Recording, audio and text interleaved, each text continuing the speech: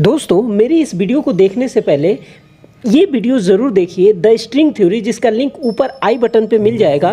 तभी आपको ये वीडियो समझ में आएगी। जब आप स्ट्रिंग थ्योरी देख लो तो मेरी इस वीडियो को देखो। हेलो दोस्तों, जो भी हमारी इस दुनिया के रचयिता हैं, इस दुनिया के सृजनकर्ता हैं, जिन्होंने भी हमारी इस दुनिया को बनाया है, उन्होंने इस पूरी सृष्टि को आयामों में कैटेगराइज किया है। आयाम हमारे ब्रह्मांड का वो आधार है जिस पे पूरा का पूरा ब्रह्मांड टिका हुआ है, और वैज्ञानिक इसी आयामों की गुत्थी को सुलझाने में लगे हुए हैं। साइंटिफिक कैलकुलेशन के आधार पर वैज्ञानिकों ने इस दुनिया को 11 आयामों में विभाजित किया है। आपने टाइम ट्रेवल सुना होगा, आपने पैरेलल यूनिवर्स भी सुना होगा। यकीन करिए, सारी की सारी घटनाएं इन्हीं आयामों में घटित होती हैं। तो आखिर क्या है इन आयामों का चक्कर? वैज्ञानिक इसे इतनी संजीदगी से क्यों सुलझाने में लगे हुए हैं? द क्रिएटर, भगवान कौन है? इस सृष्टि के सृजनकर्ता द क्रिएटर कौन है? आखिर ये कौन से आयाम में रहते हैं? इस वीडियो के माध्यम से हम इसे ही समझने की कोशिश करेंगे। तो चलिए इसकी शुरुआत करते हैं पहले डायमेंशन से। 1 डायमेंशन। इस दुनिया में एक सीधी रेखा होती है। ये सीधी रेखा ही पूरी की पूरी दुनिया है। इस दुनिया में रहने वाला जीव या तो आगे जा सकता है या तो पीछे आ सकता है। वो दाएं या बाएं नहीं जा सकता। चलिए इस चीज़ को एक रियल लाइफ एग्जाम्पल से समझते हैं। सर्कस के खेल में सर्कस दिखाने वाला व्यक्ति जब वो रस्सी के ऊपर चलता है तो उस रस्सी के ऊपर चलते हुए या तो वो आगे जा सकता है या तो वो पीछे आ सकता है। वो दाएं या बाएं नहीं जा सकता। आप इस बात से अंदाज़ा लगा सकते हैं कि जो भी जीव 1 डायमेंशन की दुनिया में रहता होगा वो या तो आगे जा सकता है या तो पीछे आ सकता है। वो दाएं या बाएं नहीं जा सकता। चलिए चलते हैं दूसरी दुनिया में, 2D की दुनिया। 2D की दुनिया में एक प्लेन सरफेस होता है जिस दुनिया में रहने वाला जीव आगे पीछे के साथ साथ दाएं बाएं भी जा सकता है। लेकिन उसकी एक लिमिटेशन होती है। वो आगे पीछे दाएं बाएं तो जा सकता है लेकिन वो उछल कूद नहीं कर सकता, यानी ऊपर नीचे नहीं जा सकता। एक चलिए रियल लाइफ एग्जांपल लेते हैं। एक बचपन में आपने एक गेम खेला होगा, सांप वाले गेम में वो सांप उस दुनिया 2D दुनिया में रहने वाला वो जीव है जो आगे पीछे दाएं बाएं हर तरफ जा सकता है, लेकिन वो ऊपर नीचे नहीं जा सकता। एक और एग्जांपल लेते हैं। हमारा ये वीडियो आप जिस मोबाइल पे देख रहे हैं वो एक प्लेन सरफेस है। उस प्लेन सरफेस के अंदर आप ये वीडियो देख पा रहे हैं। ये भी एक 2D दुनिया का एग्जांपल है। मोबाइल, कंप्यूटर, जो कुछ भी आप देख लें वो एक प्लेन सरफेस है। वो प्लेन सरफेस है जिसके अंदर जीव को आप देख रहे हैं, वो एक 2D दुनिया का एग्जाम्पल है। अब आप सोच रहे होंगे कि यार 2D दुनिया का जीव क्या कर सकता है? तो सिंपल वो वही कर सकता है। 2D दुनिया में रहने वाला जीव या तो आगे जा सकता है या तो आगे जा सकता है या तो पीछे जा सकता है, दाएं जा सकता है, बाएं जा सकता है। वो उछल कूद नहीं कर सकता। ये उसकी लिमिटेशन है। तो आपके मन में एक और सवाल आएगा, यार क्या 1D और 2D दुनियाएं पॉसिबल हैं? तो यार मैं आपको बता दूं, हमारा ये ब्रह्मांड अनंत संभावनाओं से भरा हुआ है। यहाँ पे कुछ भी इम्पॉसिबल नहीं है। हो सकता है कि 1D और 2D की दुनिया भी एग्जिस्ट करते हो। तो चलिए तीसरे डायमेंशन की तरफ चलते हैं और उसे समझने की कोशिश। 3rd डायमेंशन, यानी वो दुनिया जिसमें हम रहते हैं, यानी मैं और आप। हमारी दुनिया ही तीसरे डायमेंशन की दुनिया कहलाती है। इस डायमेंशन में रहने वाला जीव आगे जा सकता है, पीछे आ सकता है, दाएं जा सकता है, बाएं जा सकता है, ऊपर नीचे उछल कूद भी कर सकता है। यानी इस दुनिया में तीनों आयाम पॉसिबल हैं। आगे पीछे, ऊपर नीचे, दाएं बाएं, ये तीनों आयाम पॉसिबल हैं इस दुनिया का जीव, यानी हम लोग। यार सोच लो ना, हम लोग सारी चीज़ें कर सकते हैं। हम उछल कूद भी कर सकते हैं, आगे पीछे भी जा सकते हैं, बाएं दाएं भी जा सकते हैं, जो मर्जी चाहे हम यहाँ पे कर सकते हैं। किसी भी डायरेक्शन में घूम सकते हैं, हम सर्कल भी घूम सकते हैं, कुछ भी कर सकते हैं। यानी 3 आयामी दुनिया में रहने वाला जीव 3 आयामी दुनिया को कंट्रोल कर सकता है। वो 1D को भी कंट्रोल कर सकता है, 2D को भी कंट्रोल कर सकता है और 3D को भी कंट्रोल कर सकता है, हमारी ये दुनिया। लेकिन इस दुनिया के बाद की जितनी भी दुनियाएं हैं वो हायर डायमेंशन की दुनिया है। उसे समझना और उसके बारे में बताना सिर्फ वैज्ञानिकों ने इसके बारे में बताया है। हम ना तो उसे देख सकते हैं, ना ही उसके बारे में हमारी इतनी समझ है कि समझ सकते हैं। लेकिन वैज्ञानिकों ने साइंटिफिक कैलकुलेशन के आधार पे कुछ कयास लगाए हैं, उसे ही हम समझने की कोशिश करेंगे कि यदि इसके हायर डायमेंशन वाली दुनिया में यदि जीव होंगे तो वो कैसे होंगे। तो चलिए उसे समझने की कोशिश करते हैं। 4th dimension. 4th डायमेंशन का जिक्र अल्बर्ट आइंस्टाइन ने अपनी एक किताब थ्योरी ऑफ रिलेटिविटी में किया है। और तब से लेके अब तक वैज्ञानिक हायर डायमेंशन की गुत्थी को सुलझाने में लगे हुए हैं। वैज्ञानिकों के अनुसार चौथा आयाम ही समय है, यानी समय को हम फोर्थ डायमेंशन कहते हैं। इस थर्ड डायमेंशन की दुनिया में रहते हुए हम फोर्थ डायमेंशन का सफ़र करते हैं। वो कैसे भला? हम जन्म लेते हैं, हम बड़े होते हैं, हम बुजुर्ग होते हैं और फिर हम मर जाते हैं। समय की ये रेखा हमें हर पल भविष्य की ओर ले जा रही होती है। आपने पहले डायमेंशन में देखा होगा कि उसमें जीव सिर्फ आगे या पीछे जा सकता है, वैसे ही चौथे आयाम में हम इंसान रूपी जीव या हमारे साथ जितने भी जीव हैं सिर्फ भविष्य की ओर सफ़र कर सकते हैं। एक तरफा प्यार एक तरफा सफ़र। इस आयाम में पीछे सफ़र नहीं किया जा सकता। इंसान सिर्फ 3 डायमेंशन की दुनिया को ही कंट्रोल कर सकते हैं, वो हायर डायमेंशन की दुनिया को कंट्रोल नहीं कर सकते। जैसा कि आपको पता है समय एक हायर डायमेंशन है, तो उसे कंट्रोल नहीं किया जा सकता। हम समय की धारा में सिर्फ भविष्य की ओर बह सकते हैं, समय को कंट्रोल हम कर ही नहीं सकते। जब हम समय को कंट्रोल नहीं कर सकते तो हमारे लिए टाइम मशीन बनाना कितना मुश्किल होगा।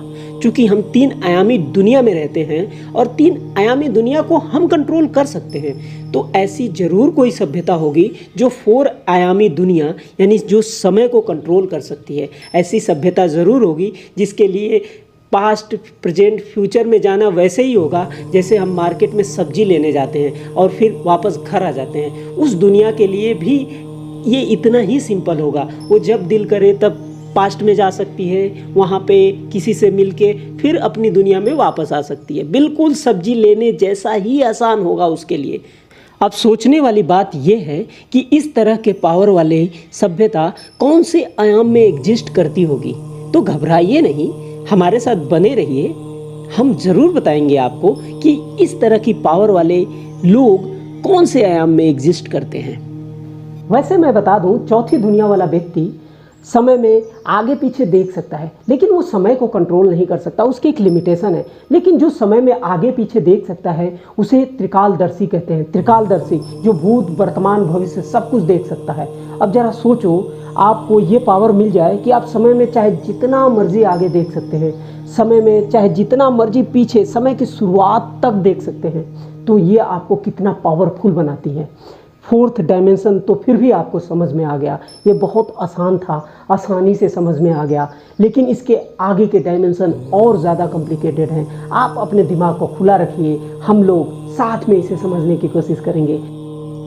फिफ्थ डायमेंशन, 5वीं डायमेंशन में पैरेलल यूनिवर्स के रास्ते खुल जाते हैं। आपको नहीं पता कि समानांतर ब्रह्मांड क्या होते हैं, तो मैं आपको बता दूं कि हमारे ही ब्रह्मांड की तरह असंख्य ब्रह्मांड मौजूद हैं और उस ब्रह्मांडों में हमारी ही दुनिया की तरह असंख्य दुनियाएं चलती हैं। जैसे हमारा एक परिवार है तो वैसे ही उस दुनिया में भी हमारा एक परिवार होगा। जैसे मैं इस ब्रह्मांड में एक इंजीनियर हूँ तो उस ब्रह्मांड में मैं एक सिंगर हो सकता हूँ, उस किसी और ब्रह्मांड में मैं एक क्रिकेटर हो सकता हूँ, किसी और ब्रह्मांड में मैं एक डॉक्टर हो सकता हूँ। यानी हमारा प्रोफेशन अलग अलग ब्रह्मांडों में अलग अलग होगा। ये होता है पैरेलल यूनिवर्स।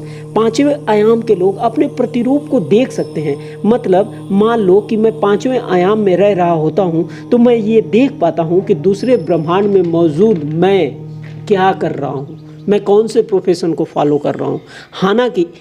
हालांकि हम उन्हें सिर्फ देख पाते हैं, उनसे बातचीत नहीं कर पाते। बिल्कुल वैसे ही जैसे हम मिरर में अपने प्रतिरूप को देखते हैं, उसे सिर्फ देख सकते हैं, उस प्रतिरूप से हम बात नहीं कर पाते। अब जरा सोचो, समानांतर ब्रह्मांड में रहने वाला व्यक्ति के पास इतनी पावर होती है कि वो हर एक ब्रह्मांड में अपने ही प्रतिरूप को देख सकता है। वो ये देख सकता है कि उसका ही प्रतिरूप किस ब्रह्मांड में क्या कर रहा है। और ये पावर होना भी कितनी बड़ी पावर है, ये बहुत बड़ी पावर है। तो चलिए चलते हैं 6ठे डायमेंशन को, उसे समझते हैं। 6th डायमेंशन, 6ठे डायमेंशन के लोग समय में आगे पीछे आ जा सकते हैं। उनके पास टाइम ट्रेवल करने की पावर होती है। ये समय में पीछे या आगे जाकर उसे बदल भी सकते हैं। ये अपने भूत भविष्य को कंट्रोल कर सकते हैं। इनकी मुट्ठी में समय होता है और जिस जीव के मुट्ठी में समय होता है वो भूत वर्तमान भविष्य सबको कंट्रोल कर सकता है, वो कितना ज़्यादा पावरफुल होगा। एक तरह से भगवान समझ लो। लेकिन भगवान ये भी नहीं है, भगवान तो आगे आने वाले डायमेंशन में होंगे। आप जानकर अचंभित हो जाओगे कि भगवान जिस डायमेंशन में रहते हैं वाकई में वो डायमेंशन कितना बड़ा डायमेंशन है। वो डायमेंशन वाली दुनिया के लोगों के पास कितनी बड़ी ताकत होती है, आने वाले डायमेंशन में आप देख पाओगे। तो चलिए चलते हैं 7th डायमेंशन की ओर। 7th डायमेंशन, इस आयाम के लोग पीछे के 6 डायमेंशन को कंट्रोल करने के साथ साथ ये सभी समानांतर ब्रह्मांडों में ट्रेवल भी कर सकते हैं, यानी दूसरे ब्रह्मांडों में जाकर अपने ही प्रतिरूप से मिल सकते हैं। अब जरा सोचो, अचानक ही आपके सामने आपका प्रतिरूप प्रकट हो जाए और जो बिल्कुल हूबहू आपके जैसा दिख रहा हो, तो आप अचंभित हो जाओगे कि नहीं हो जाओगे, या आपको ऐसा लगेगा कि अरे यार कोई भूत आ गया। लेकिन ऐसा नहीं होता। 7th डायमेंशन के लोगों की एक लिमिटेशन है कि वो समय में और समानांतर ब्रह्मांडों में आगे पीछे जा सकते हैं, लेकिन उसको बदल नहीं सकते। अब चलिए चलते हैं 8th डायमेंशन की तरफ। 8वें डायमेंशन के लोग समानांतर ब्रह्मांड में ट्रेवल भी कर सकते हैं, वहाँ जाकर चीज़ों को बदल भी सकते हैं, लेकिन इनकी भी एक लिमिटेशन होती है। ये केवल उन ब्रह्मांडों में चीज़ों को बदल सकते हैं जिन ब्रह्मांडों की टाइमलाइन इनके ब्रह्मांड के टाइमलाइन से मैच करती है। यानी यदि इनकी दुनिया जिस समय में उत्पन्न हुई होगी उसी समय में और जितने ब्रह्मांड उत्पन्न हुए होंगे उसी टाइमलाइन के ब्रह्मांडों में ही जाकर ये उसे बदल सकते हैं। उन ब्रह्मांडों में ये बिल्कुल छेड़छाड़ नहीं कर सकते जिन ब्रह्मांडों की टाइमलाइन इनसे डिफरेंट है, यानी जो पुराने ब्रह्मांड हैं या जो इनके बाद ब्रह्मांड उत्पन्न हुए हैं, ये पुराने और बाद के ब्रह्मांडों में कोई छेड़छाड़ नहीं कर सकते। ये केवल इनके समय में जो ब्रह्मांड उत्पन्न हुए हैं उन्हीं ब्रह्मांडों में जाकर उससे छेड़छाड़ कर सकते हैं। अब चलिए 9th डायमेंशन को समझते हैं।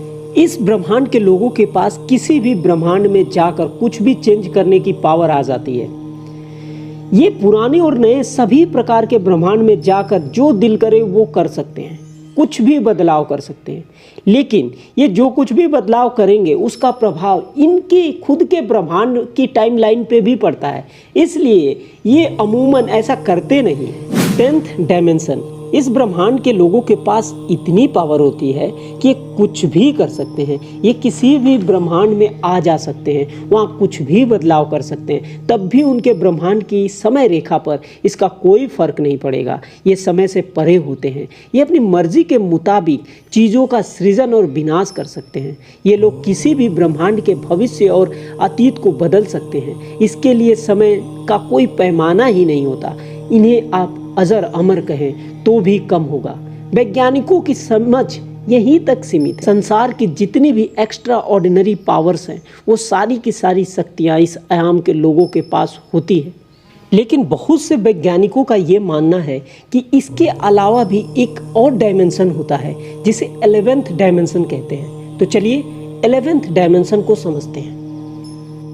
11th dimension, the creator dimension. जी हाँ, ये क्रिएटर का डायमेंशन है, जिसने इस पूरी दुनिया को बनाया, पूरे जहां को बनाया, जिसका ना आदि है ना अंत है, वो अनंत है, जिसका ना कोई आकार है, वो निराकार है। ओम परम ब्रह्म परमेश्वर है। जी हाँ, भगवान इसी डायमेंशन में रहता है। 11th डायमेंशन क्रिएटर का डायमेंशन है, जिसने पूरी सृष्टि को बनाया है। इस सृष्टि को ही नहीं, इस जैसी हजारों लाखों करोड़ों जितनी भी सृष्टियां हैं, सभी सृष्टियों का सृजन करता है। वो क्रिएटर इसी डायमेंशन में रहता है अकेला। तो दोस्तों, कैसी लगी हमारी ये वीडियो? यदि हमारे द्वारा दी गई जानकारी आपको अच्छी लगी हो तो हमारे इस चैनल को लाइक, सब्सक्राइब और शेयर कीजिए। तब तक के लिए आप अपने ओपिनियन को कमेंट में हमारे साथ साझा कर सकते हैं, जो कुछ भी हो। यदि आपको इनमें से कौन से डायमेंशन का जीव बनना अच्छा लगता है या इनमें से कोई पावर आपके पास आ जाएगी तो आप क्या उसके बारे में सोचते हैं और आप उसका इस्तेमाल कैसे करेंगे यदि आप उस डायमेंशन में रहेंगे। अब ज़रा सोचो, यदि आप 4th डायमेंशन की पावर आपके पास आ जाती है, यानी त्रिकालदर्शी की पावर आपके साथ आ जाती है, तो आप क्या करेंगे? या पैरेलल यूनिवर्स में रहने वाले जीव की पावर आपके पास आ जाती है, यानी यदि आप अपने अलग अलग यूनिवर्स में रहने वाले प्रतिरूपों को देख पाएँ कि यार हमारा ही प्रतिरूप किसी दूसरे यूनिवर्स में, किसी दूसरी दुनिया में यार वो तो सिंगर है, वो तो क्रिकेटर है, यार वो कैसे खेल पा रहा है, वो तो गाना गा पा रहा है और मैं नहीं गा पा रहा हूँ, या आप पैरेलल यूनिवर्स में ट्रेवल कर पाएँ, ऐसी शक्तियाँ आपके पास आ जाएंगी तो आप उनको लेके क्या सोचते हो, कमेंट करके बताइए। हम मिलेंगे किसी नए वीडियो में किसी नए टॉपिक के साथ, तब तक के लिए जय हिंद, जय भारत।